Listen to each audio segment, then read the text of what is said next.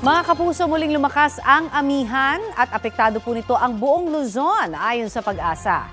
Naitala ngayong araw ang 14.6 degrees Celsius na minimum temperature sa Baguio City, 16.3 degrees Celsius sa La Trinidad, Benguet, habang 24.1 degrees Celsius dito sa Quezon City. Dahil sa amihan, naglabas ang Pag-asa ng gale warning sa ilang baybayin sa Luzon. Posibleng umabot hanggang mahigit 4 na metro ang taas ng mga alon sa mga dagat ng Ilocos Norte, Batanes, Cagayan, kasama po ang Babuyan Islands, Isabela, maging ang ilang baybayin sa Aurora.